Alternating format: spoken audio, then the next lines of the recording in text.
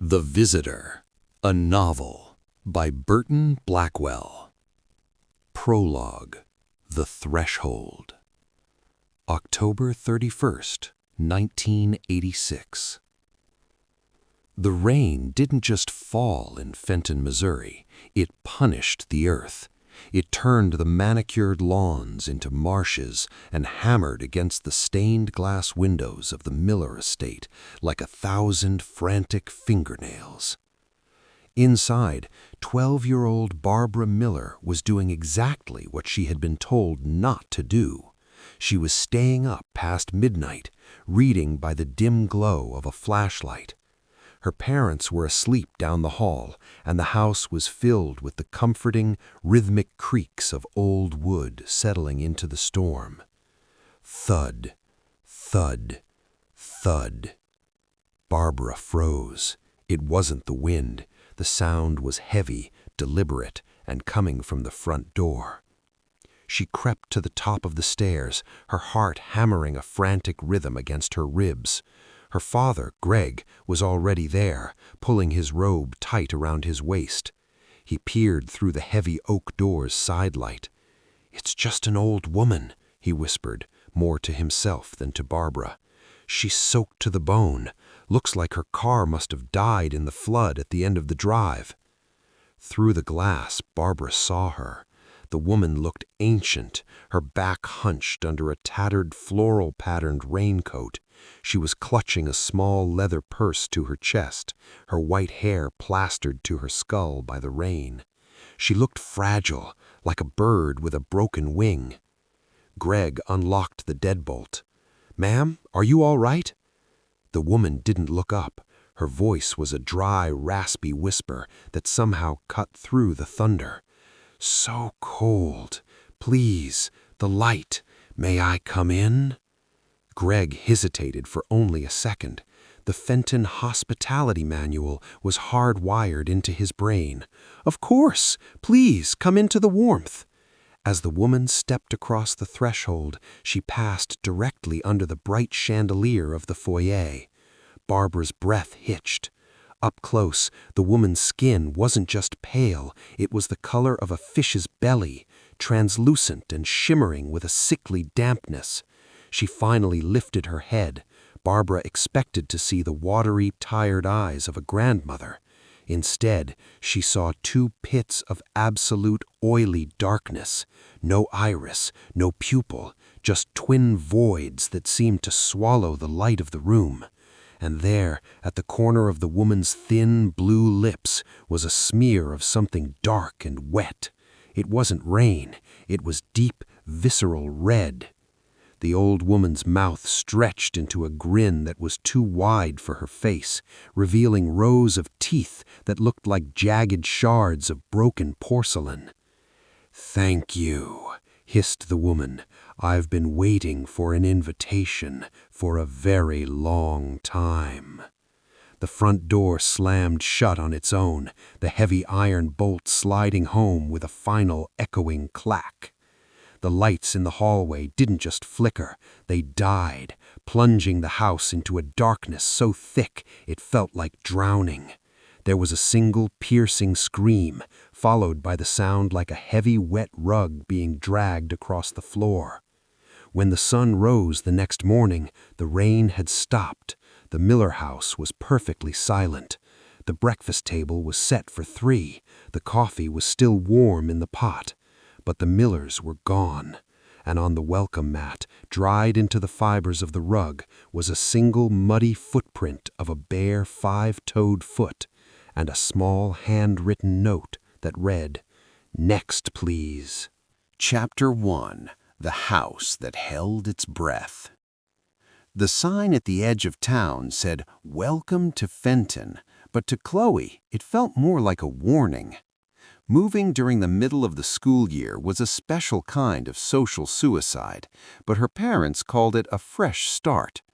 Her dad had landed a job as a historian for the local archives, and her mom was obsessed with the bones of their new house, a towering 3-story Victorian that looked like it had been grown from the dark soil rather than built.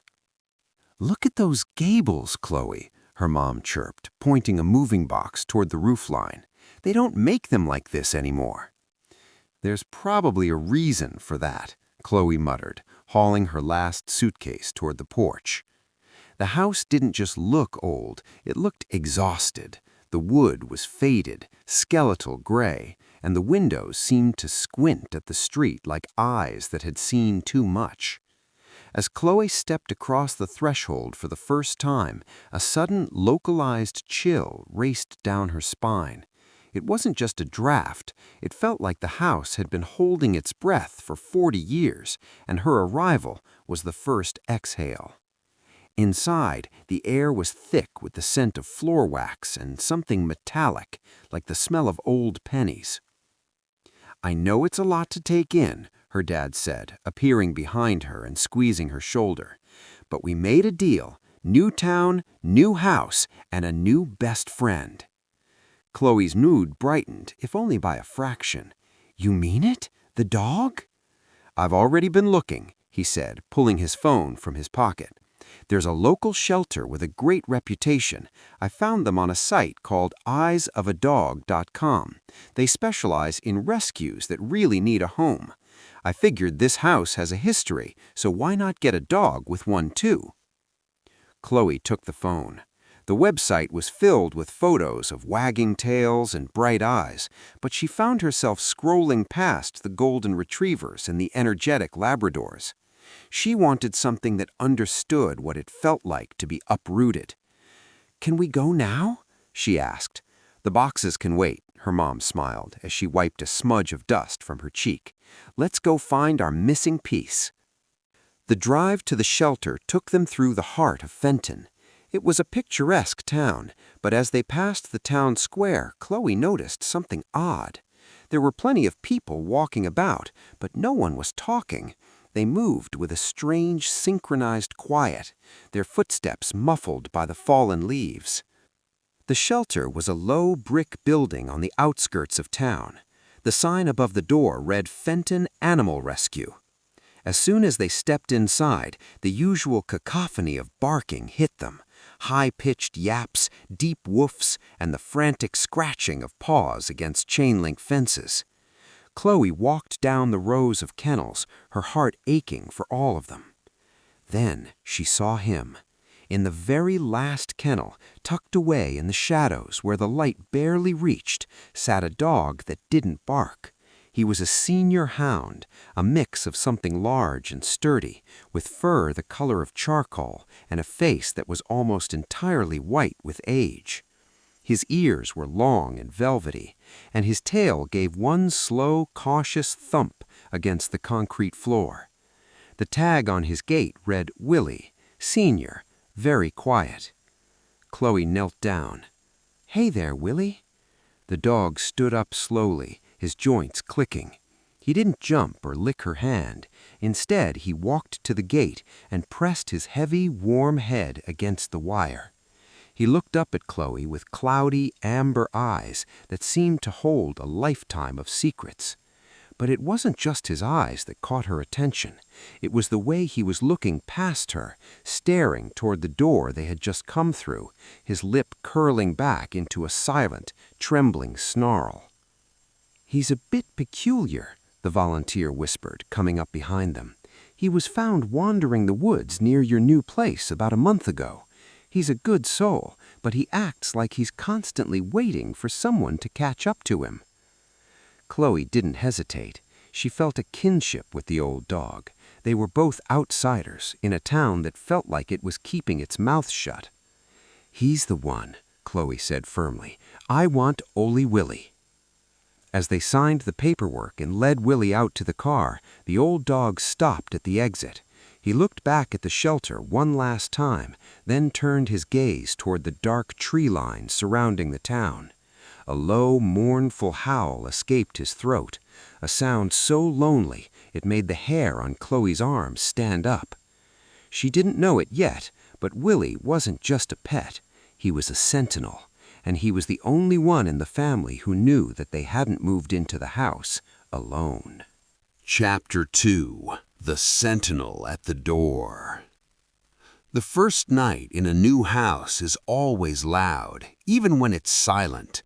There are the whistles of the wind through the eaves, the groan of the floorboards, and the rhythmic thump-thump of a furnace trying to find its heartbeat. But for Chloe, the loudest thing in the house was old Willie. They had set up a plush bed for him in the corner of Chloe's room, but the old hound refused to touch it. He stood in the center of the hardwood floor, his legs braced wide and his head low. His nose twitched rhythmically, catching scents that were decades old. "Come on, Willie," Chloe whispered, patting the edge of her mattress. "It's okay, it's just an old house." Willie didn't move. His amber eyes were fixed on the bedroom door, specifically the 2-inch gap between the bottom of the wood and the carpet. A low, vibrating rumble started deep in his chest. It wasn't a bark, it was a warning. "Dad!" Chloe called. A moment later, her father appeared in the hallway, silhouetted by the dim nightlight. "Everything okay, Chloe? Willie having trouble settling in?" "He won't stop staring at the door," Chloe said, sitting up and pulling her duvet to her chin. "He's been growling for 10 minutes. Her dad stepped into the room, his footsteps heavy and reassuring. He walked to Willie and scratched him behind his velvety ears. "He's probably just smelling a squirrel in the walls, honey. These old Victorians are basically luxury apartments for rodents. I'll put some traps in the attic tomorrow." He walked to the door and swung it shut, the latch clicking firmly into place. "There, out of sight, out of mind. Get some sleep. Big day of unpacking tomorrow." He kissed her forehead and left. The light from the hallway vanished as he closed the door behind him. The room plunged into a thick, suffocating darkness. Chloe lay back, trying to synchronize her breathing with the wind outside. For a few minutes, it was quiet. Then she heard it. Scritch, scritch, scritch. It was coming from the hallway. It sounded like a dry branch dragging across stone, or perhaps long, brittle fingernails tracing the wallpaper. Willie's growl intensified. He crept toward the door, his claws clicking like castanets on the floor. He put his nose to the crack at the bottom and inhaled sharply. Suddenly, he recoiled, letting out a sharp, pained whimper. He backed away so fast he tripped over his own paws, scurrying toward Chloe's bed and shoving his head under her blankets. "Willie, what is it?" Chloe reached out to pet him, and her hand brushed his snout. He was trembling, hard. Then the smell hit her. It wasn't the scent of old pennies anymore. It was the cloying, sweet and sour stench of a floral perfume that had gone rotten, mixed with something cold and metallic. It was the smell of a funeral home in the middle of a swamp. Chloe looked at the door. In the faint moonlight filtering through the curtains, she saw something move in the gap beneath the door. A shadow darker than the rest of the room was pooling there. It looked like liquid or maybe smoke oozing slowly into her room. But then the shadow changed shape. 5 long, pale, and impossibly thin fingers slid through the gap. They were tipped with yellowed, hooked nails that looked like they belonged to a bird of prey. The fingers gripped the edge of the carpet, pulling, as if something on the other side was trying to squeeze its way through a space that was far too small. Chloe's heart stopped. She wanted to scream, but her throat felt like it had been filled with dry sand. "Go away," she whispered, her voice cracking. The fingers froze. From the other side of the door came a sound that made Chloe's blood turn to ice. It wasn't a growl or a hiss. It was a soft, wet, rhythmic slurping sound, the sound of someone licking their lips in anticipation. Then a voice. It was a raspy, papery whistle that sounded like it hadn't been used in a century. "Such a beautiful invitation." Willie erupted. He let out a ferocious, ear-splitting bark and lunged at the door. Instantly, the finger snapped back into the hallway. The heavy oak door rattled on its hinges as if something massive had just slammed into it from the other side. The light in the hallway flickered on. Chloe's mom and dad came running, their voices frantic. "Chloe, what happened? Is Willie okay?" Chloe scrambled out of bed and threw the door open. The hallway was empty. The air was clear. The smell of rotten flowers was gone, replaced by the scent of her dad's shaving cream and the dust of moving boxes. "Someone was there," Chloe gasped, pointing to the floor. "An old woman. She tried to get in." Her parents exchanged a worried look. "Chloe, you had a nightmare," her mom said gently, wrapping her in a hug. "Moving is stressful. The house is new and scary. Look, there's no one here." But Chloe wasn't looking at her parents. She was looking at old Willie. The old dog was standing by the baseboard, his nose pressed to the wood. He wasn't growling anymore, but he was staring at a single spot on the white trim. Chloe knelt down beside him. There, right where the fingers had been, was a smudge of dark, wet red. It wasn't a squirrel, and it wasn't a dream. Chapter 3. The Hospitality Trap. The storm that rolled into Fenton on Thursday evening didn't feel like weather. It felt like a siege. The sky turned the color of a fresh bruise, and the wind began to scream through the gables of the house, making the old glass panes chatter in their frames. "Great," Chloe's dad sighed, looking up from a stack of archive papers in the dining room. "The Wi-Fi is already out. Welcome to the Stone Age." "It's cozy," her mom said, lighting a few vanilla-scented candles. "It gives the house character." Chloe sat on the bottom steps of the grand staircase, her hand resting on Willie. The dog hadn't relaxed since the night before. He sat like a statue, his eyes darted toward every shadow that danced on the wall. Every time the thunder cracked, Willie didn't flinch, he just tightened his jaw. Thud, thud, thud. The sound wasn't the wind, it was a heavy, rhythmic pounding on the front door. "At this hour, in this mess?" Her dad stood up, frowning. Chloe beat him to it. She wanted to prove to herself that she wasn't scared of the house anymore. She wanted to show her parents she was over her nightmare. "I've got it," she called out, heading for the foyer.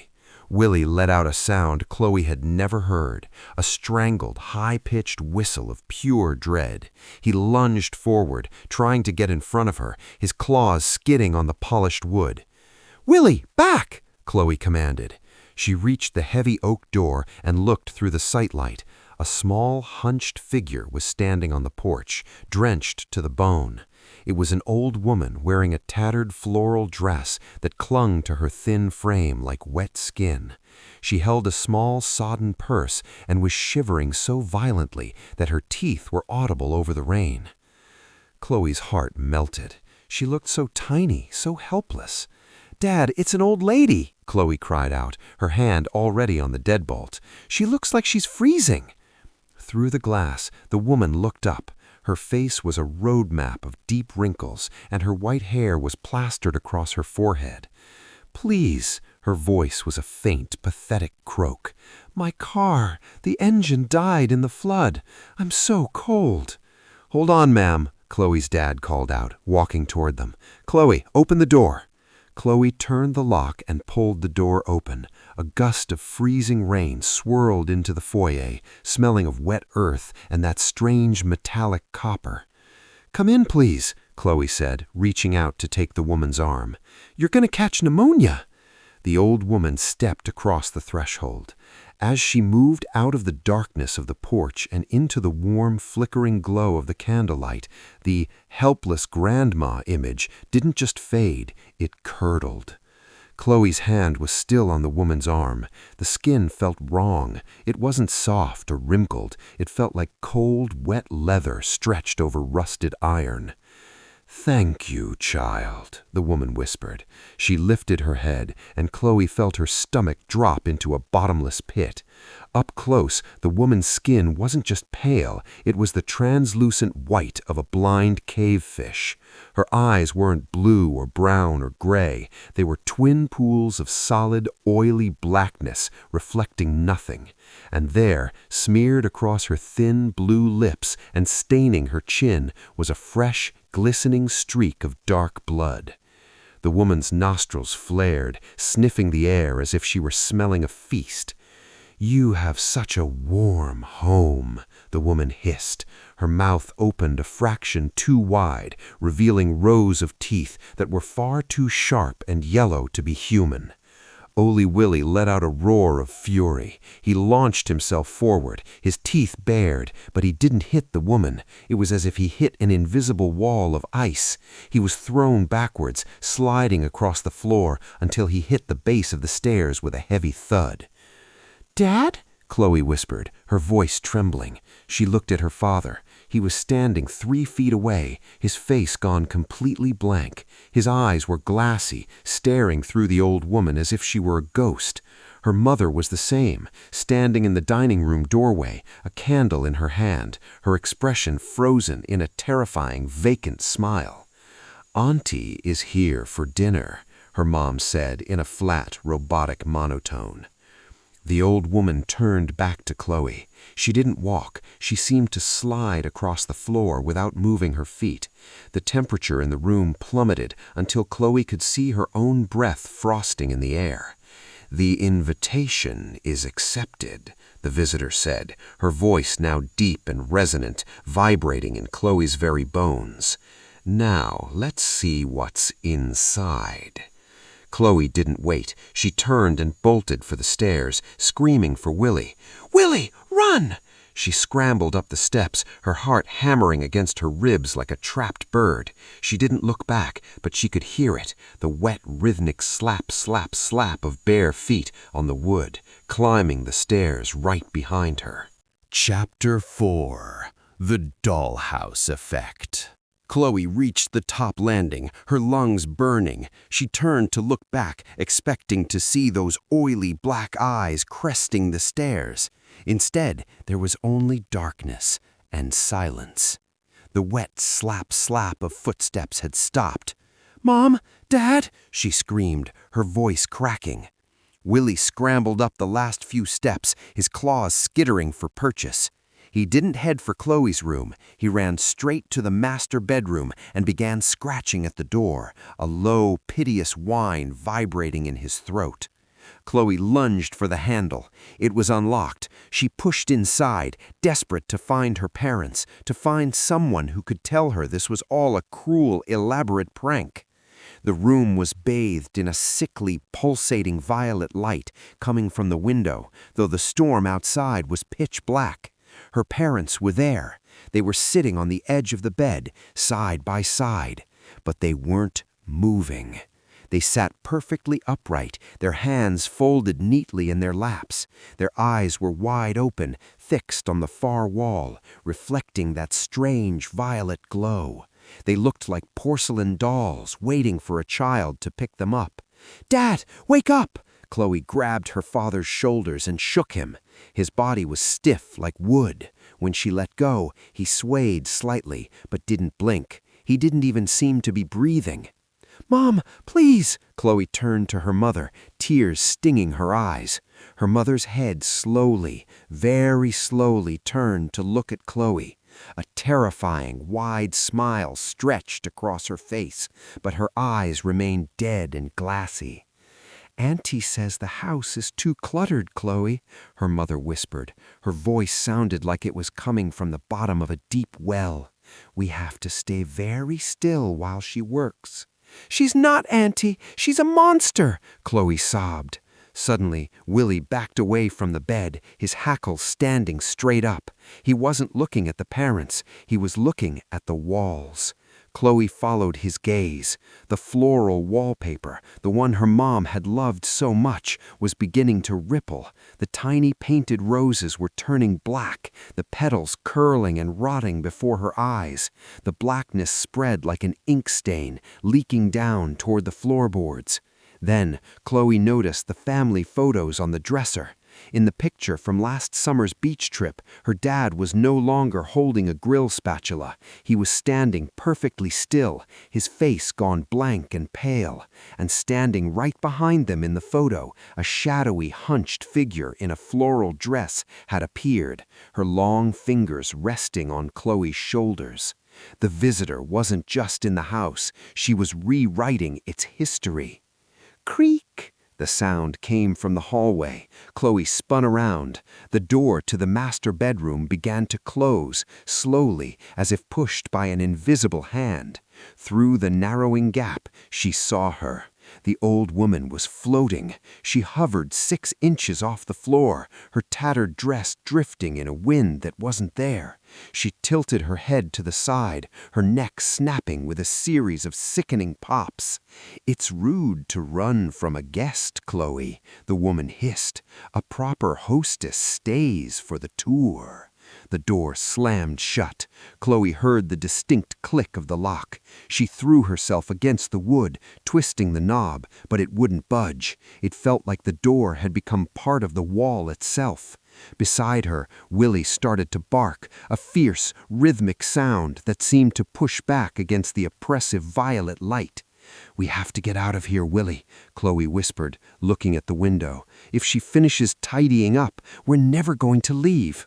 She ran to the window and tried to heave it open, but the glass was cold, colder than ice. When she looked out, she didn't see the street or the rain. She saw a vast, endless forest of black skeletal trees that stretched on forever. The house wasn't in Fenton anymore. The visitor had taken them somewhere else. Chapter 5. The Drop. The violet light in the master bedroom began to pulse like a dying heart. Chloe felt a sudden heavy weight pressing down on her eyelids. It wasn't just tiredness, it was a thick, syrupy exhaustion that made her limbs feel like lead. "Willie!" she gasped, reaching out for the dog.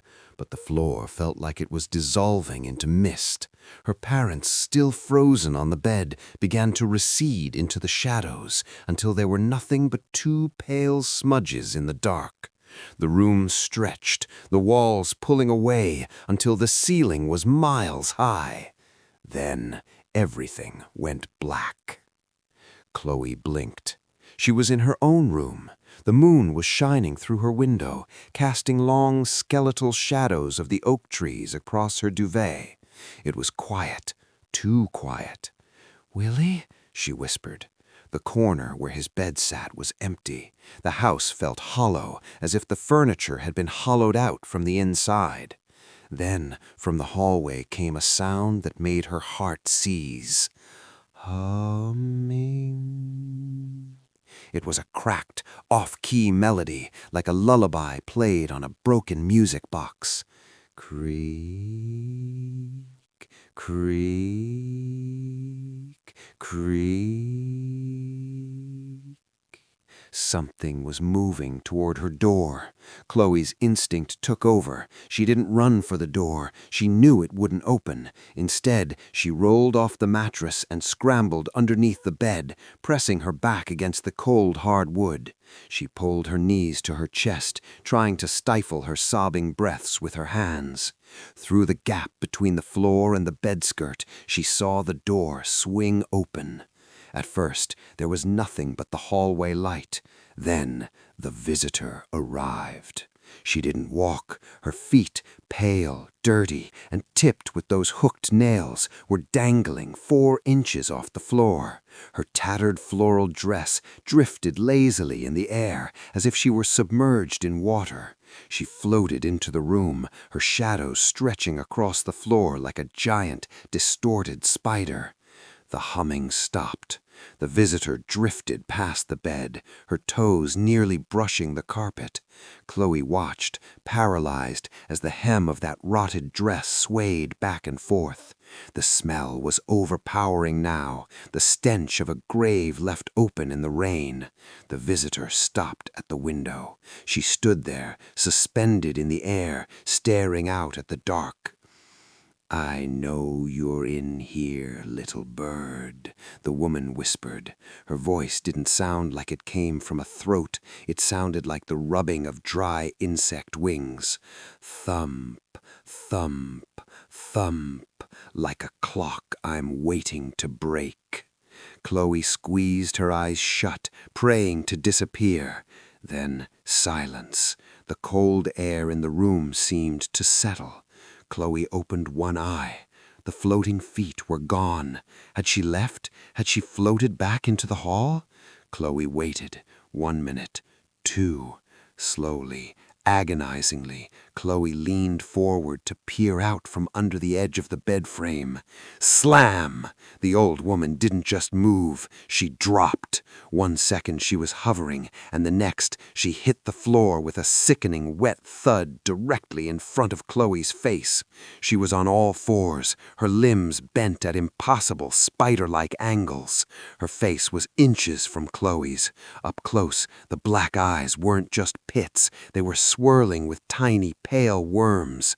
Her mouth unhinged, her jaw dropping far past what was humanly possible, revealing rows of needle-thin, razor-sharp teeth that glinted like wet glass. A thick black bile leaked from her gums, dripping onto the floor.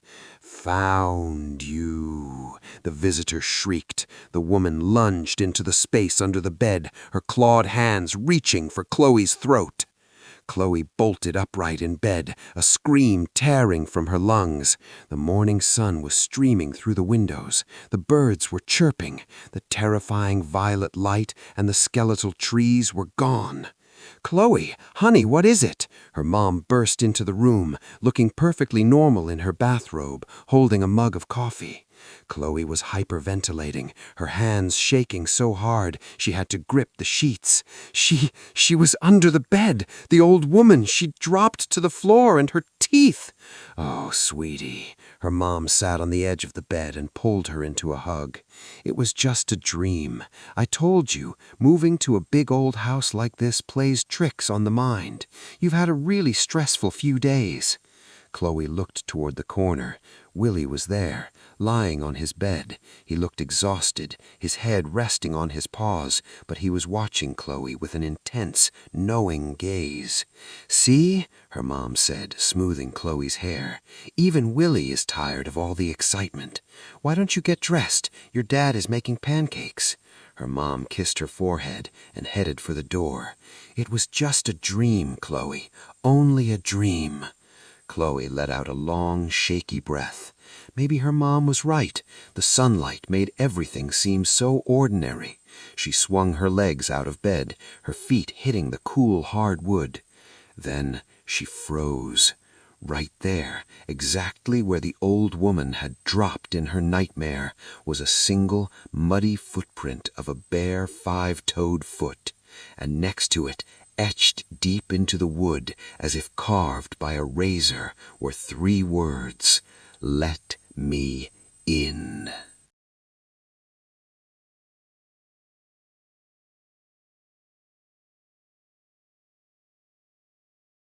Chapter 6. The Eraser. "Mom! Dad! Get in here! Now!" Chloe scrambled back onto the bed, pointing a shaking finger at the floor.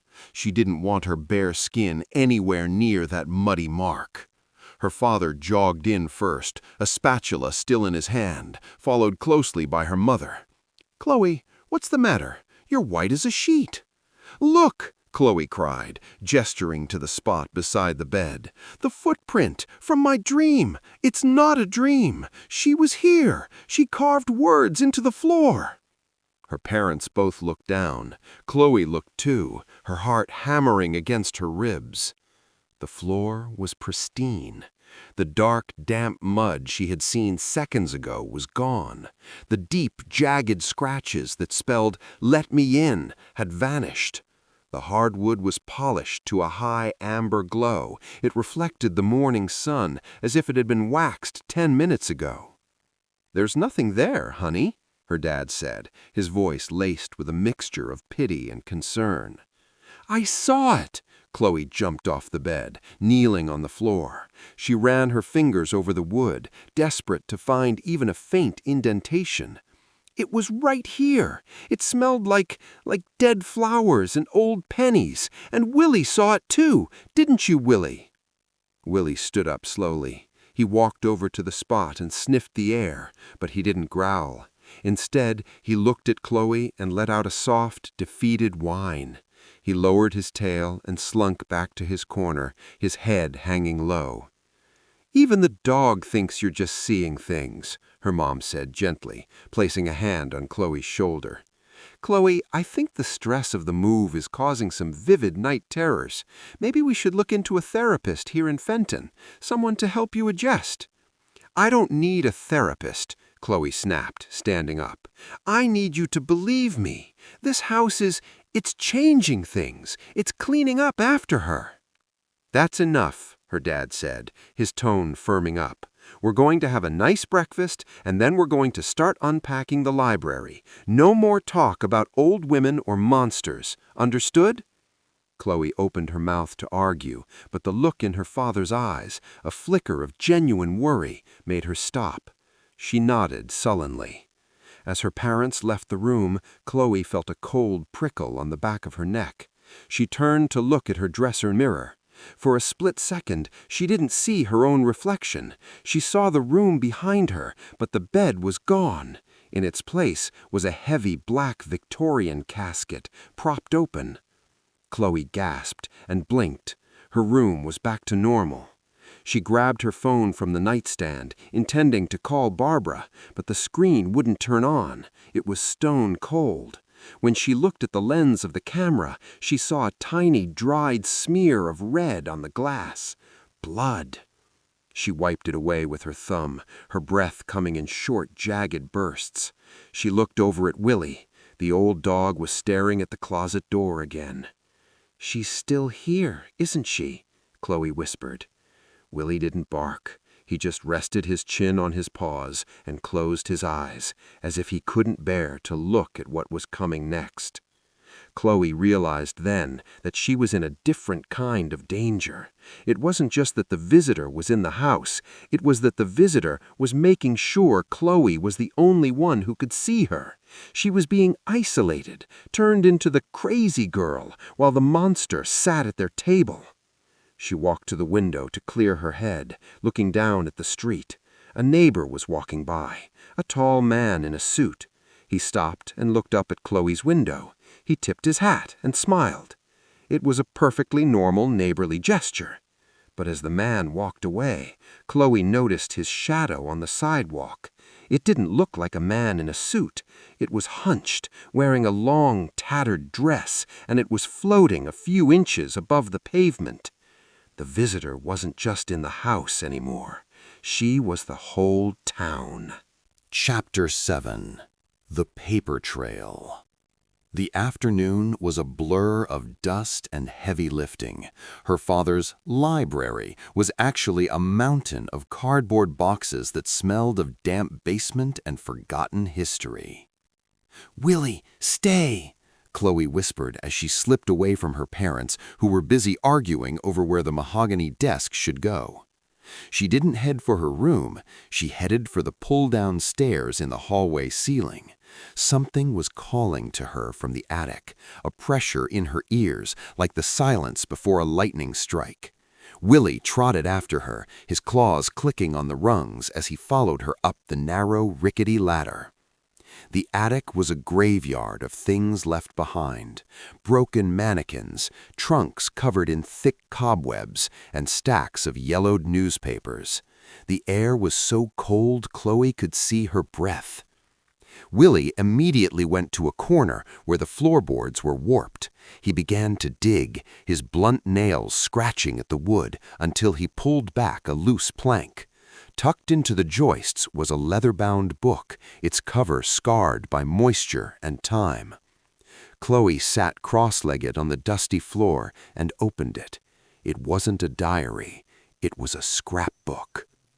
"The Miller Family, 1986, she read aloud. The first few pages were normal, Polaroids of a smiling family in front of this very house. But as she flipped the pages, the photos changed. In every picture, a faint, blurry shape appeared in the background. A smudge in a window, a shadow by the garden shed. By the middle of the book, the photos were terrifying. The family members weren't smiling anymore. They were caught in candid shots, sitting on the sofa with that same glassy-eyed, doll-like stare Chloe had seen in her nightmare. And then she saw the last page. It was a single photo of the front porch. The door was wide open. Standing in the center was the old woman, her tattered floral dress vivid against the darkness of the foyer. Below the photo, someone had scribbled in frantic, jagged handwriting, "She doesn't take your life. She takes your place. We are the guest now. She is the host." A shadow fell over the page. Chloe froze. The attic light, a single swinging bulb, began to sway. Creak, creak, creak. Chloe looked up. Hanging from the rafters were dozens of old, empty floral dresses. They were swaying in a wind that didn't exist, their hems brushing against the stacks of boxes. Then one of the dresses didn't just sway, it filled out. The fabric stretched as if an invisible body was stepping into it. A pair of pale, translucent feet dropped from the hem, dangling in the air. The head of the dress flopped forward, and those oily black eyes locked onto Chloe. "Do you like my collection, Chloe?" the visitor whispered. Her voice seemed to come from inside the scrapbooks, a chorus of paper-thin gasps. "I have so many more closets to fill." Willie didn't growl this time. He lunged. The old dog leaped into the air, his teeth snapping at the visitor's dangling feet. His jaws closed on the fabric, and for a second he pulled. The visitor let out a shriek that sounded like shattering glass. "Willie, come on!" Chloe grabbed the scrapbook and scrambled for the ladder. She slid down the rungs, Willie jumping down right behind her. As she hit the hallway floor, she shoved the ladder back up into the ceiling. Thump! Something heavy hit the attic door from the other side. The wood groaned, and the silver latch began to turn. "Chloe, is that you?" Her mother's voice came from the bottom of the stairs. Chloe turned, hiding the scrapbook behind her. Her mother was standing there, but her eyes, for a split second, they flickered to solid black before returning to their normal blue. "I told you to stay out of the attic, Chloe," her mother said. Her voice was too high, too sweet. "It's very dusty up there. Why don't you come down to the kitchen? Auntie made treats." Chloe looked down at Willie. The dog was shivering, his eyes fixed on her mother's hands. In her left hand, her mother was holding a plate of cookies. In her right hand, she was holding a pair of heavy, rusted sewing shears.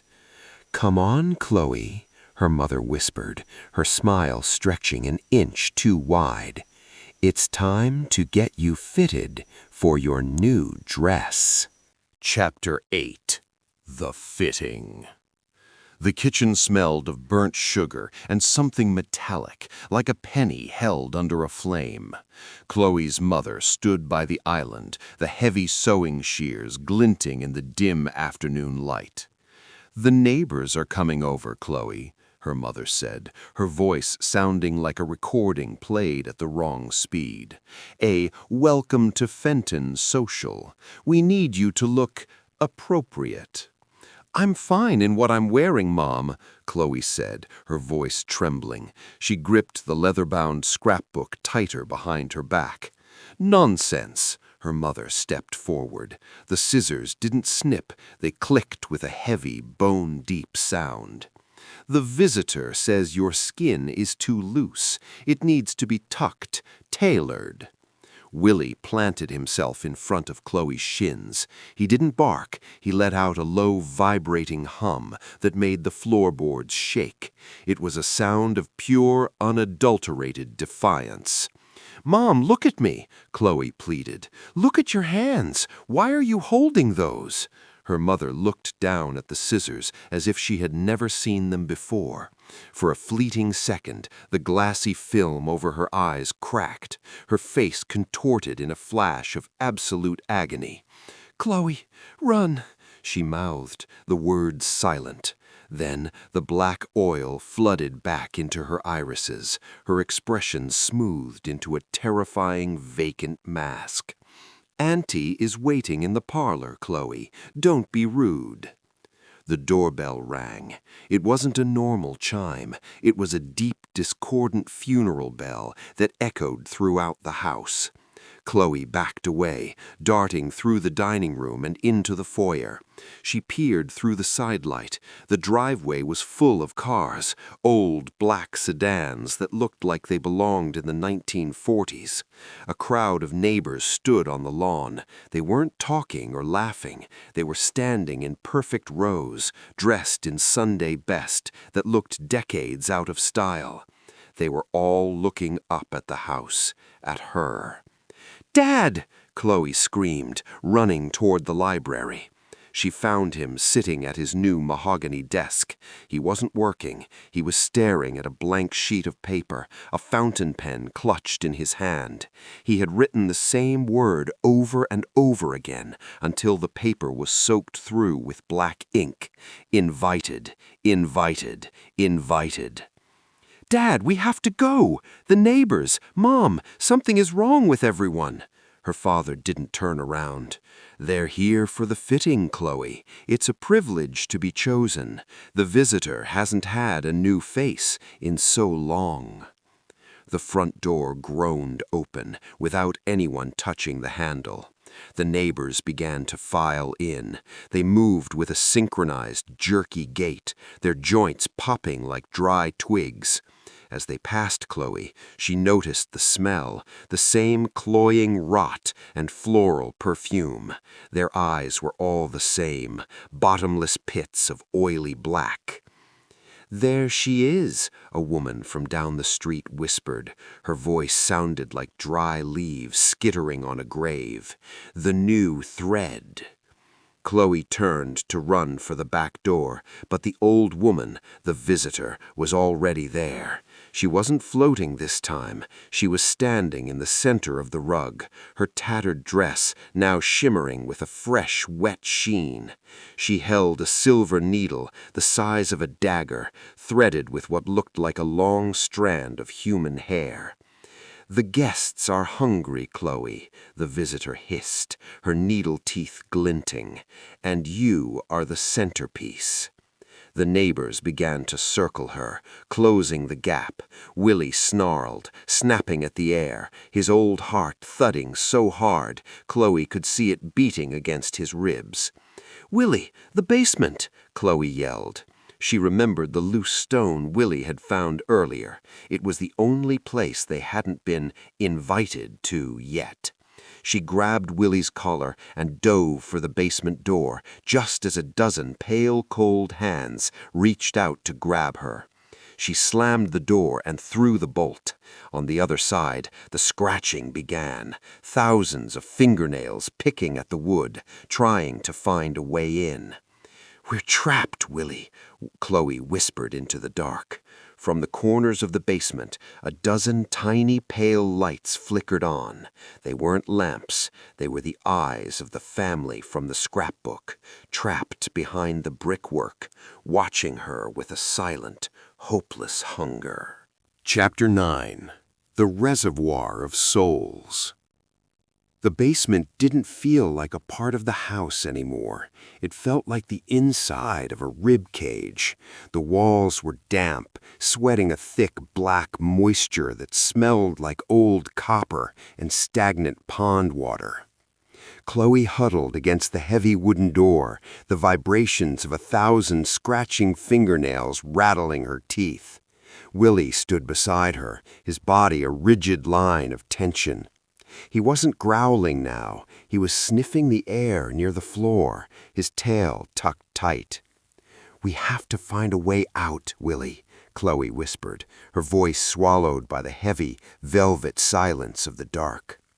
She clicked on her phone's flashlight. The beam cut through the gloom, reflecting off 1,000,000 tiny floating particles that looked like ash. As she panned the light around, she saw them. The lights she had noticed before. They weren't eyes, they were jars. Rows upon rows of glass mason jars sat on rough-hewn wooden shelves built directly into the foundation stones. Inside each jar, a faint swirling silver mist pulsed with a rhythmic light. Chloe crept closer, her footsteps echoing on the packed dirt floor. She reached out a trembling hand and wiped the dust from one of the jars. Inside, the silver mist coalesced for a second into a tiny screaming face, the face of a young boy she recognized from the scrapbook. "The Miller boy," Chloe gasped, drawing her hand back as if burned. She looked at the labels beneath the jars. Miller, Barbara, 1986. Henderson, David, 1954. Gregory, Alice, 1912. There were hundreds of them. Each jar held a soul, the oast that the visitor had replaced. The people walking around Fenton weren't people at all. They were empty husks, the shells of families who once called this place home. The visitor didn't just kill them, she bottled the part that made them them, leaving behind a puppet she could pull the strings on. Willie gave a sharp, urgent bark and ran toward the far corner of the basement, where a massive, rusted iron grate sat in the floor. Chloe followed the light of her phone. Beneath the grate was a deep circular pit filled with a thick black liquid that shimmered like oil. It was the reservoir, the source of the black bile she had seen leaking from the visitor's mouth. As Chloe peered into the pit, the surface of the oil began to churn. A face rose to the surface. It wasn't the old woman. It was a younger version of her mother, her hair long and bright, her eyes full of life. "Chloe," the liquid mother whispered, her voice bubbling through the black oil. She's sewing the seams. You have to break the needle." "Mom?" Chloe reached for the grate, but the oil suddenly surged upward, splashing against the iron bars with a hiss. The face dissolved back into the blackness. Suddenly, the scratching on the door above stopped. The silence that followed was even more terrifying than the noise. Clink, clink, clink. The sound of metal on stone echoed from the stairs. Chloe spun around, her flashlight beam dancing wildly. The visitor was standing at the bottom of the steps. She hadn't broken the door down, she had simply walked through it. She was holding a long, curved silver needle, and between her fingers she pulled a thread of shimmering silver, the same mist from the jars. "Every guest needs a room, Chloe," the visitor hissed, her jaw unhinging to reveal those rows of glass shard teeth. "And every room needs a jar." She pointed the needle at Chloe. The silver thread lashed out like a whip, wrapping around her wrist. It didn't feel like string. It felt like a line of liquid ice cutting into her skin. "Willie!" Chloe screamed. The old dog didn't hesitate. He launched himself at the visitor, but this time he didn't aim for her feet. He went for the silver needle. His teeth clamped down on the metal, and a blinding flash of violet light filled the basement. The visitor let out a shriek that cracked the glass jars on the shelves. For a moment, the souls inside flickered brighter. Their collective screams joined the cacophony. "Run, child," 100 voices whispered in Chloe's head. Chloe yanked her arm free from the silver thread and scrambled toward the coal chute, a small square opening high up on the foundation wall. "Willie, come on!" The old dog let go of the needle, his mouth bleeding from the supernatural cold of the metal. He scrambled up the pile of old coal, his paws slipping, but Chloe grabbed his collar and hauled him up. They squeezed through the narrow chute and tumbled out into the muddy grass of the backyard. The storm was still raging, but the house behind them was glowing with an unnatural, pulsating violet light. From every window, the neighbors, the empty husks of Fenton, were staring down at them, their black eyes fixed on the girl and the dog who had dared to leave the party. The mud of the backyard felt like cold grease under Chloe's sneakers. She didn't look back at the house. She didn't want to see the silhouettes of her parents standing in the violet-lit windows, watching her flee like a stray animal. "This way, Willie!" she gasped, her breath coming in ragged plumes of white. They scrambled toward the tree line. The woods surrounding Fenton weren't like the woods back home. Here, the trees were ancient, their bark twisted into shapes that looked like agonized faces, and their branches hung low like heavy, reaching arms. As soon as they crossed the threshold of the forest, the sound of the storm vanished. The wind stopped. The rain became a silent, hovering mist. Willie stopped at the base of a massive, gnarled oak. He began to circle, his hackles raised so high he looked like a wolf. He let out a low, guttural growl, his eyes fixed on the flowers growing between the roots. Chloe shone her phone's light downward. Her heart skipped a beat. They weren't flowers. They were ears. Pale, waxen human ears were growing out of the soil like mushrooms, their lobes translucent in the flashlight beam. As Chloe watched, the ears twitched. They were listening. "She's in the garden," 1,000 whispers hissed at once. The sound didn't come from the air, it came from the ground. "The girl is in the garden. The hound is in the garden." "Keep moving, Willie! Don't listen to them!" Chloe cried, covering her own ears. They ran deeper into the dark. The garden changed as they went. They passed bushes where the leaves were made of fingernails that clicked together in the breeze. They passed vines that looked like braided hair, hanging from the canopy and twitching whenever Chloe's shoulder brushed them. Suddenly, Willie skidded to a halt. Standing in the clearing ahead was the visitor. She wasn't the old woman anymore. Her limbs were elongated and spindly. Her floral dress stretched so thin it was transparent. She was floating 5 feet off the ground, her long silver needle weaving through the air as if she were sewing the very fog together. "You cannot run from your heritage, Chloe," the visitor said. Her voice didn't come from her mouth. It echoed out of the ears growing on the trees. "Every girl in this town eventually becomes a seamstress. You just have more vibrant thread." The visitor flicked her wrist. The silver thread lashed out, but it didn't go for Chloe. It wrapped around the trunk of a tree. The tree groaned, the bark split open, and a pale, eyeless figure tumbled out, a man in a rotted suit. He was another husk, a gardener for this horrific place. He began to crawl toward Chloe, his fingers digging into the dirt. Then another tree split, and another. Soon the clearing was filled with the husks of Fenton's past, all of them moving with that jerky, stop-motion rhythm. They weren't trying to hurt her, they were trying to herd her. "Willie, help!"